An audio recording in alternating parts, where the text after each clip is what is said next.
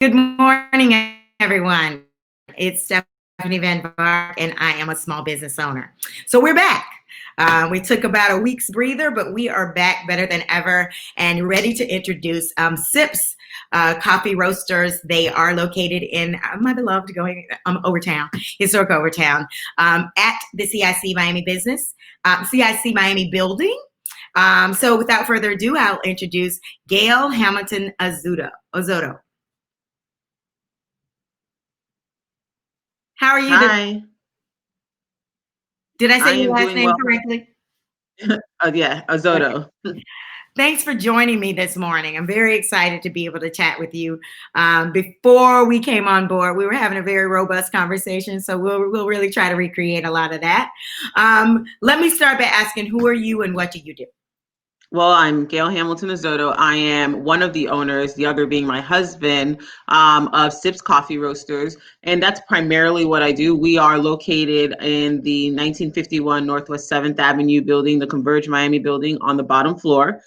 We primarily sell coffee. We also have a kitchen, but our main business that we are in is in the coffee business, meaning that we also procure our own coffee. We bring our coffee in from right now Mexico, Honduras, Nicaragua.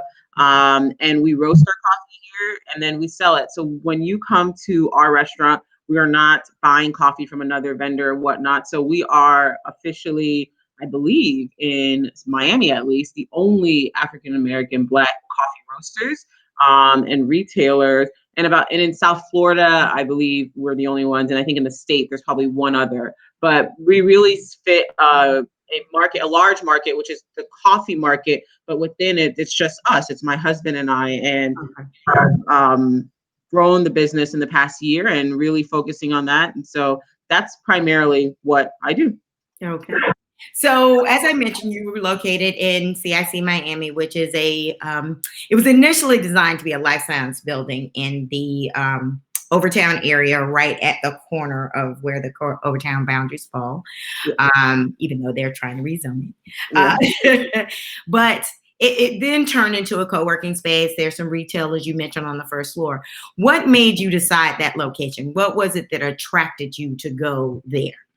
So originally I'd been in the building for CIC when there was a co-working space. Okay.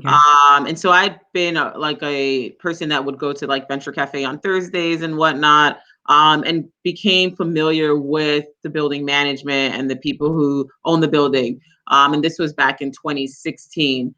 With that, understanding like what they do and that they had the retail space on the bottom floor, it was a long, I guess maybe not long, but a few years of having a relationship with them, and understanding like what they wanted or needed. Simultaneously, my husband and I had been looking to open a coffee shop somewhere to actually showcase our coffee.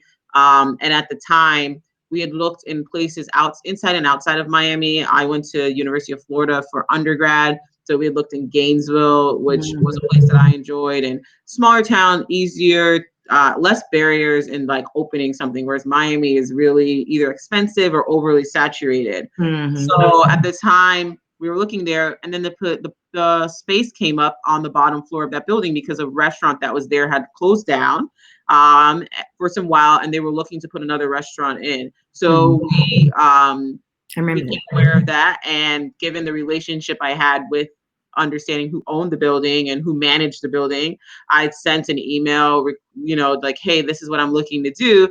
Is that something that would be interested in? And here's what we would serve and whatnot. And it was a conversation that went back and forth for a few months. And essentially we landed on the space. We did at the same time look at other spaces in Miami. But when we decided on the space, there were several things that we took into consideration, like the cost and the rent associated with it, or where we saw the long-term growth with the building, and then also how we thought about like the type of customers that would be our customers as well. So that's how we landed on it. It was not a direct path, but it was a lot. I would say there was other failed potential spaces, a lot of that. But it just finally, when things work out, they work out for what's right for you. And Right. looking back at those other spaces, I don't think it would have been a good fit for any. Okay. Well, you talked a little bit about the difficulties and the challenges of starting a business in Miami. Can you talk a little bit about that? What were some of those obstacles, and where were you, and how were you able to maneuver and circumvent those? I would say that the main obstacle, I think, for Miami, as opposed to maybe a smaller city, is that it's expensive. Expensive, Mhm. particularly if you have a retail or brick and mortar business that requires a physical space, a lease, or ownership of a building. Where Miami is in the real estate cycle is that the cost of real estate is pretty high. Mhm. It is. So when it comes to it, so I think that would be the first barrier in general. I'd previously had another company that we didn't have a retail space, but when we thought about like moving into retail, again, it was thinking about a lease and whatnot was Mhm. very expensive. For me, the way I overcame that barrier is probably very different than other people because I had a corporate background. I was not coming into it as somebody that was at 100% at the time, an entrepreneur solely.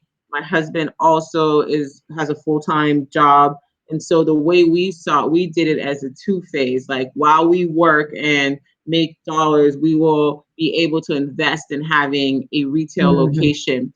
Other people solve for it Mhm. by having maybe an investor, or some people just never get to that point. For us, we knew we wanted to own everything that we had, so we did not feel like going forward and having an investor or pitching to an investor or trying to get somebody on board with our concept was something that we wanted to do. Mhm. So maybe perhaps that made the path longer. So it was literally a series of, thinking about how our household finances and how do we, for us, not take a calculated risk at opening the restaurant space. So that's how we solve for it. But it's a Mhm. combination of working and doing both things at the same time while having the restaurant at the same time. So it's different for everybody. For me, that's what it looked like. So how long was the transition from corporate America into full-time entrepreneur So for I you? actually left. Yeah, for me, by the time we opened the restaurant, I had no longer been in corporate America. My Okay. husband, though, I don't know if you call it corporate America, works in the health field. So for him, he's still working in that Mhm. capacity. And so it's still going for him. And if the corporate is the health services is considered corporate, but he is still in that area. So for me, it's been now going on 4 years. Mhm. But we still maintain one member of our household that still has another source of income, and that's primarily has to do with what he does within for his profession. It's not similar to, I see a lot of overlap where I Mhm. corporate world into like owning your own business because I worked in primarily business, brand management, and marketing functions when Mhm. I was corporate. Um, the health sciences in that sense, I don't think there's that much overlap into restaurant ownership or whatnot. Right. So it's not as a straightforward transition for him. Okay. Okay. So let's get back to where you're located. Okay. So for those who are not familiar, CIC Miami, as I mentioned, was a co-working space that also has some life science offices. Mhm. So you have had the luxury of a Mhm. ready-made audience. They're right Mhm. upstairs. Mhm. Unfortunately, with the pandemic, I understand the building was closed for several months. Yeah. They now opened the doors, but maybe there's not a rush of people returning back to that office space. And that's just nationally, Yeah. people are reassessing the need for office space, finding more productivity at home. How is that impacting you? I would say that I would point out that remember that we are a coffee shop and business that people have to purchase from us. So co-working space, a lot of what is involved in a co-working space in general is it's pretty inclusive with a lot of things. Like you Mhm. not only get the space, but you get free coffee and you get food and whatnot. So even prior to the pandemic, although we had a what one would think is a captive audience, we still had to work to have customers because there has to be a level of buy-in of why do I come downstairs for this when I get all of this for free. Right. And I can't everybody you can't convince that the office coffee that they give you is of any quality or similar or even to is of lower quality to compare to what we provide. Now we know that from a quantitative and qualitative aspect, because the grade of coffee that you're served in offices in order to give it for free cannot come from great, it's not great coffee, but we always had to work for business, if that makes sense. So despite having people in it. Now, post the pandemic, with the building being actually closed, and right now I think at 20 to 30% capacity, it's been an even more difficult feat. We have had to transition the business really to pick up and take out service only. We've also really, from before this, we were really focusing on our coffee sales, because we desire not to just be a business located in that building. Because I really don't, for me, I look at scale and growth. That's again the things that I brought over from my corporate, I guess, background. I think businesses should be scalable, and the location is great. But if we're in the coffee business, anybody can buy my coffee anywhere in the world. And so before that, we focused on coffee sales. And right now, what we're doing, which we had started honestly months before the pandemic, and just great timing, was really focusing on rebranding and launching our e-commerce site, which will be launching in 2 months. And that's where we're focused. So there is some, it's difficult from like the type of dine-in service that we had before, but we never had in our plans to be a series of dine-in restaurants, like as we really focus on the business. The focus of our business is the fact that my husband and I procure coffee from all over the world, that we handpick ourselves. Like, this is not somebody doing it on behalf of us. This is visiting coffee and buying coffee and bringing it up here to the United States, and then being able to roast it and sell it. So the pandemic has changed the number of people that come into the restaurant. But it's really allowed us to focus on coffee being our main business, and coffee sales, people visiting our website, buying coffee by the pound, by the 5 pound and whatnot. So when we do relaunch our sites, you will see that it's going to reflect that. And the location will be another place to visit us and consume coffee is here. But we really want you to experience us in your homes, in your offices, places that you can brew on your own. So that was just the plan was accelerated as a result of the pandemic. Exactly. Or I mean, we're at the same launch date. It just made it more important, I guess, in that sense. Okay. So you're a wife, a mother, and an entrepreneur. Yeah. What challenges do that present, and particularly now? I think it's always been a time thing, and now it's even more a time thing. And so, but there's I continuously always make sure I'm grounding myself and listening. And it's always great to when you think that you have a challenge, to go back and see areas in which find examples of where the challenge is not true, if that makes sense. So for me is, if I'm challenged with time, a lot of it is putting it into perspective. People have accomplished far more and far greater things with the same amount of time, because I'm not on a separate time continuum. So that's honestly how I've approached everything. I feel like everything I want to get done is accomplishable. I just often don't figure out how I'll have the time to do it. But as soon as I really confront the fact that, there's Oprahs of the world, and, all these different people, there's Tyler Perry's, and, and I look towards examples that look like me. I don't, and have, if not similar beginnings than I had. If I see that makes me clear, okay, this is not a real constraint. How do I work outside of that? So I know that, if I just reground myself, people have gotten a lot of things done with the same background, we're demographically the same, and it's accomplishable. So yeah, the challenge has always been time, but I think every day, I mean, it's a daily conversation. Sometimes Absolutely.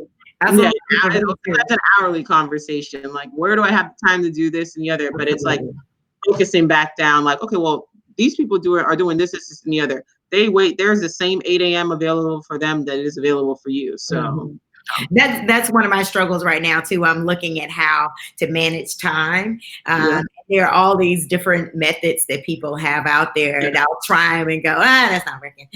So if you find something that works, please share it. We want to know. So when we first went into the pandemic, did you apply to some of the opportunities that were available out there, like the PPP loan, the SBA loan, any grants that you were successful at, or how was the experience? I actually, well, I against the statistics, and I say this because people should, again, with like reframing what your challenge is, don't pay attention to statistics, work outside of that. Mm-hmm. An African-American female who owns a business, has applied for all the PPP loan, the EIDL loan, as well as I actually applied for the Sarah Blakely Foundation's the red backpack grant, Right. and received all of them. So you received all of them? Yeah. Awesome. Very cool. Yeah. Very cool. So I mean, it's not, I feel like if you pay the news, the media in general, they will want you to feel like disadvantaged and discouraged. And there are cases of disadvantage and discouragement. And, the numbers are like only 8% of African-American, whatever. And that was going on while I'm there, like filling out applications and whatnot. You know what? 8%. Let me be the part of that 8%. Exactly. Right. Like I'm working to be the 8% that they're saying. I'm not saying that it's untrue, but at the end of the day, like I applied and received all of them, and I received the Sarah Blakely Foundation grant, and I'm one of the recipients of that as well. So congratulations! I applied, and I didn't even hear anything back. So I gotta keep on emailing, girl. Congratulations, but I did. I got the PPP. Yeah. I can't complain completely. Are you ever afraid as an entrepreneur? That's interesting.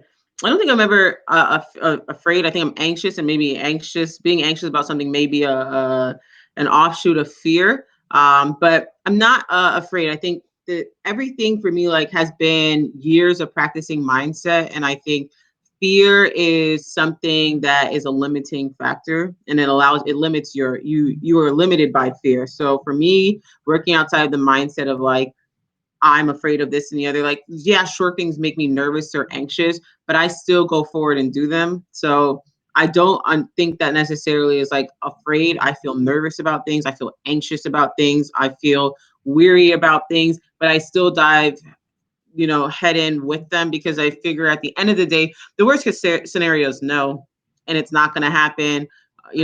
But once again, it's reframing and mindset training. What is the worst that can happen? And maybe that's not probably the healthiest thing, but I literally go to the worst thing possible. And I think about it, and I'm like, if you have a spirit of resilience, the worst thing possible, you'll work yourself right back out of it. I know how to work. I can, if I got to go pick up 9 to 5 or whatever it is, an hourly, I can do that too. So I suffer, I think, more from,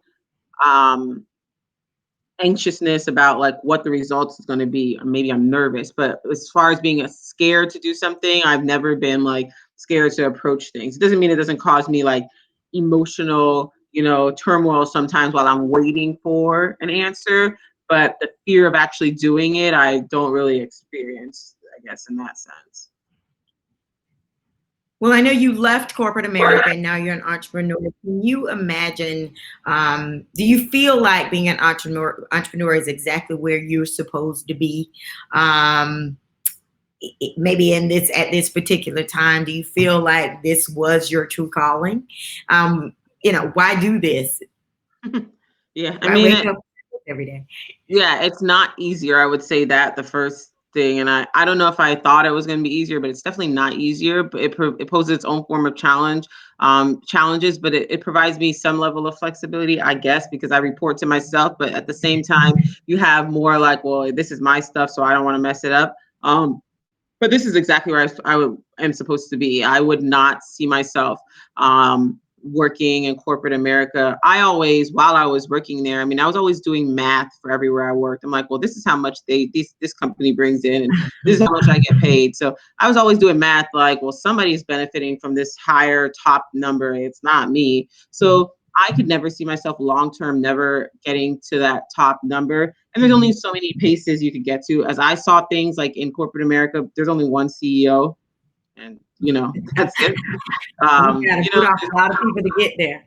Yeah, I thought about it. I was always doing math. It was never around well, I'm Black and I'm never gonna make it. I always did well, if I'm Black and I make it, then I'm the one CEO. Like, Right, okay. right, Like, right. Well, yeah. Am I gonna put it? I was doing the time. I was like, well, then, and I'm looking at the average age, and I'm like, this is like a long while and a lot of stuff that these people are doing for something that's not theirs. And I realized that what I've actually had to come more to grips with is that that is not the desire of other people. Actually, my desire to like own my own everything and be in control is actually not the desire of other people. So in my opinion, I used to feel like everybody should want the freedom to, do what they want and build what they want. But then I realized like that's not how everybody's wired, and that's right, not everybody's desire. And at the end of the day, like there are people that serve in other ways. And the way that I serve is through leadership and servant leadership, and that I am doing the same things that I would expect people to work for me to do, I have done, and I have a full understanding of.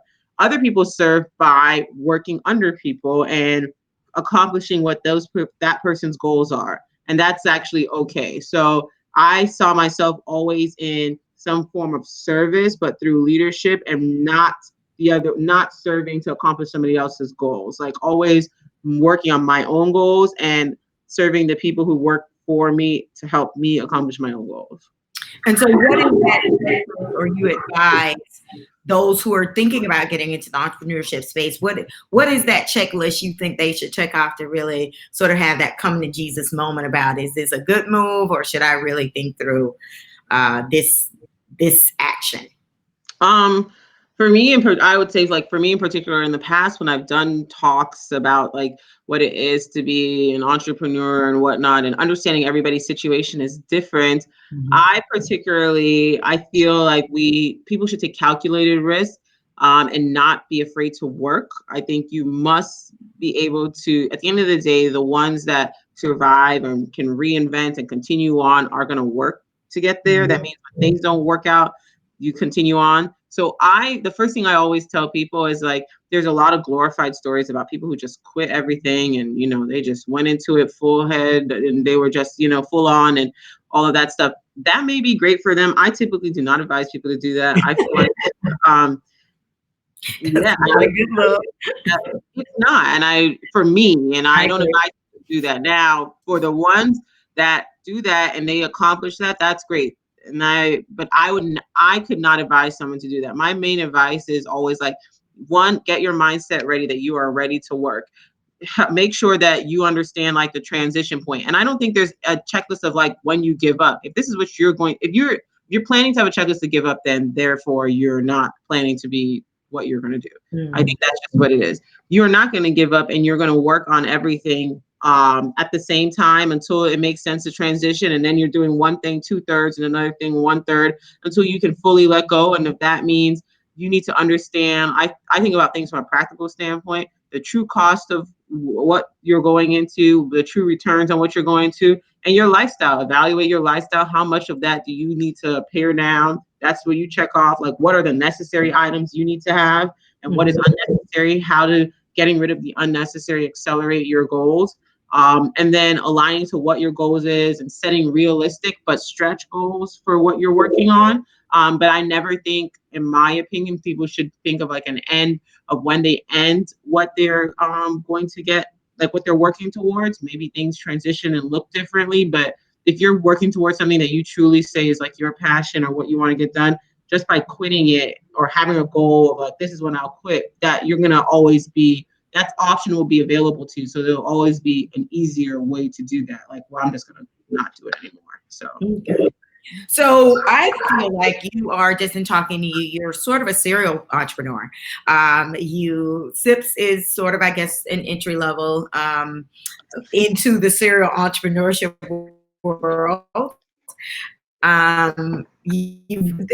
SIPS has been open, what, 1 year, 2 years?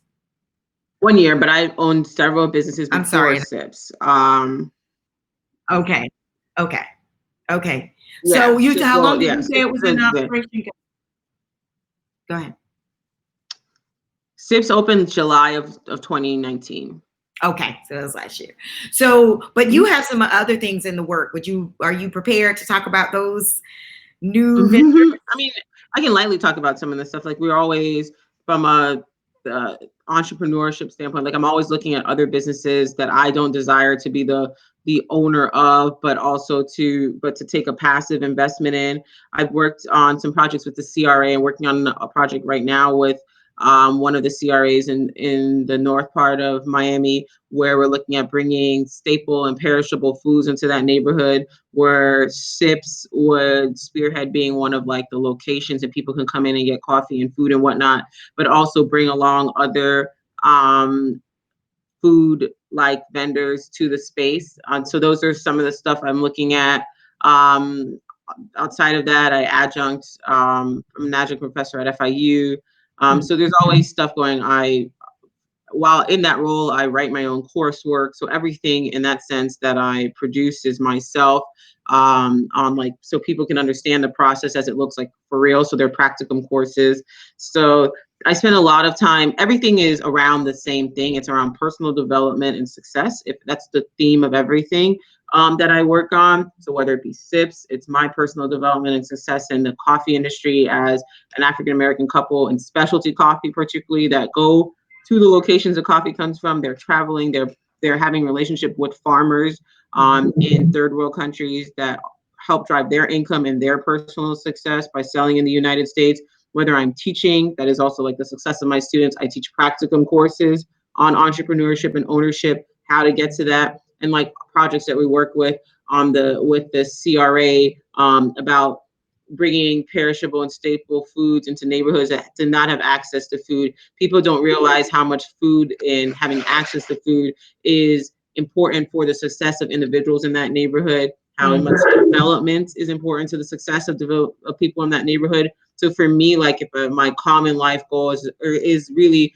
the success of other people, particularly disadvantaged or minorities, and whether they be here in the United States or outside the United States with the farmers that we work with, the underdog, the success of the underdog, people who are not looking at an inheritance, but are able to build themselves up to a point in which they, and for the future generations, can offer the same inheritance lifestyle as other people have. Yes. Generation. So a part of your model is to be very intentional in the types of vendors that you work with. Is that, am I wrong in that opinion, or have you made a conscious decision that that's how you're going to select the vendors that you bring into the shop? Yeah, I mean, whether it be vendors or people who work for me as attorneys or accountants or whatnot, it's funny because it was actually, I had a non-African American attorney at one point, and he literally told me the way that he does work, given even, and this was like a few years ago, he's like, I don't work with racist people. If you have any form of racism or whatnot, I just can't work with them. And I was like, whoa, like there's a lot of racist people out there. So you're eliminating a whole bunch of people, and you are not Black and you're not a minority. But if but you know what, like he was right. Like there is no space for anybody who, in my ecosystem, for anyone that takes advantage of or discriminates other people. So that's the first, like, I don't care if you're the only way there into whatever I need to get to, I will not work with you. So we'll just have to find another way. That's the first thing. So we have a moral, ethical obligation first. Then naturally the coffee industry is in third world countries that the coffee farmers tend to be disadvantaged. And so being a vendor of ours, you're already that, because the coffee belt is as they define it, is between the Tropic of Capricorn, Tropic of Cancer. So that is like the area of the Caribbean. Even if you think about through Africa, like Ethiopia, those countries that coffee comes from, they're highly underdeveloped in a lot of areas. So that naturally presents a disadvantaged group of people. Coffee has been commoditized and whatnot. So when we work with those people, we are offering, the pricing is always like fair pricing, understanding what they need to survive. So that's a natural, like, built in that sense. And then also like the people that do business with SIPS are like even working across different businesses that we cater to. We do a lot of work with nonprofits and nonprofit organizations. Is that too? So I would say like there's nothing like written down, like this is whatever, but because I am the gateway and my husband is the gateway, and the people that we work with and we invest with are the gateway to access to our capital and how we spend it, there's like, we just know where we're not doing business. So Good. Very good. So, as you know, unfortunately, after the pandemic, we know that there are going to be 40% of businesses that are not going to make it to the other side. yeah. And many of them Black owned and operated. Are there any words of wisdom, recommendations, ideas you would put out there to say, where do you go from here? What could and should be the course of action to either get you back to solvency or get you back to small business development? Any words of wisdom? I think for me, I think like so the interesting thing about the pandemic is just right. A lot of businesses will have to shutter their doors, and particularly minority businesses will be affected by that.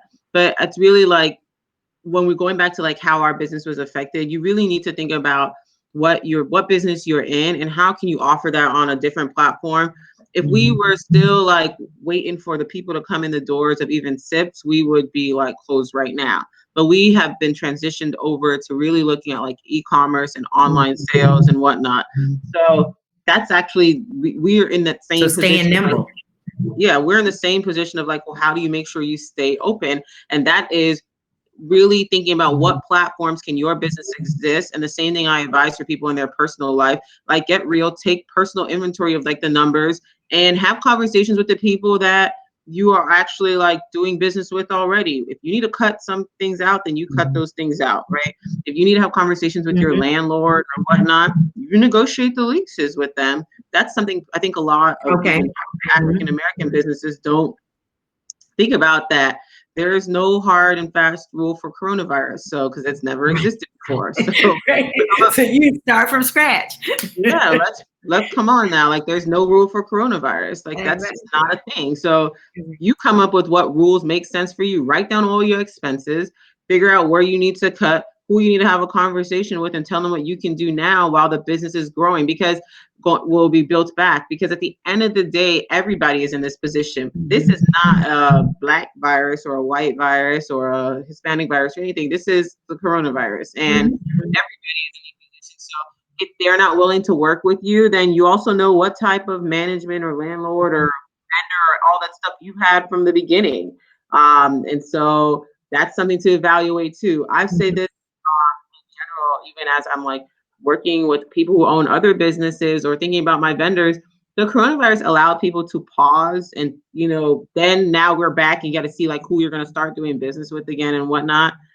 It gave you the opportunity to say like, well, I don't really think like I can replace this vendor with this vendor too, because they're doing that good of a job anyway. Right? Absolutely. Absolutely.